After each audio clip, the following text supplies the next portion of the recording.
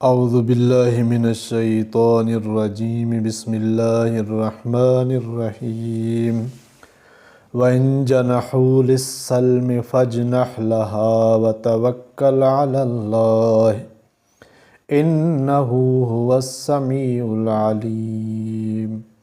اور اگر وہ جھکیں صلح کی طرف تو تو بھی جھک اسی طرف اور بھروسہ کر اللہ پر، بے شک وہی ہے سننے والا جاننے والا۔ اس آیت میں صلح کے احکام اور اس کے متعلقات کا بیان ہے۔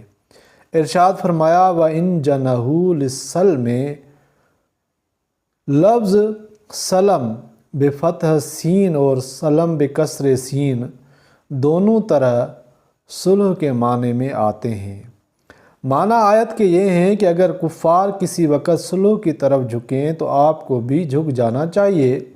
یہاں صیغہ امر تخیر کے لیے استعمال فرمایا ہے۔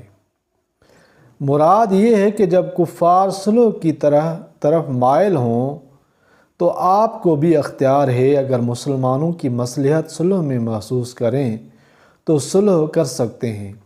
اور ان جنحوا کی قید سے معلوم ہوا کہ صلح اسی وقت کی جا سکتی ہے جب کفار کی طرف سے صلح کی خواہش ظاہر ہو، کیونکہ بغیر ان کی خواہش کے اگر مسلمان خود ہی صلح کی تحریک کریں تو یہ ان کی کمزوری سمجھی جائے گی۔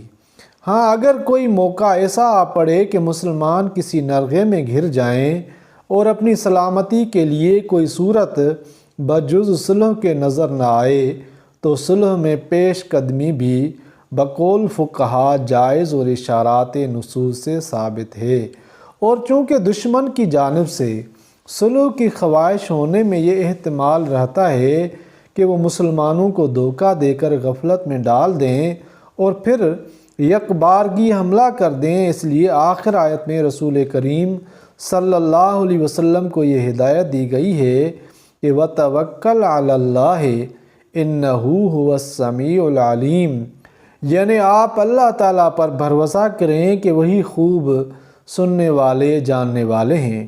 وہ ان کی گفتگو کو بھی سنتے ہیں اور ان کے دلوں میں چھپے ہوئے ارادوں کو بھی جانتے ہیں۔ وہ آپ کی مدد کے لیے کافی ہے۔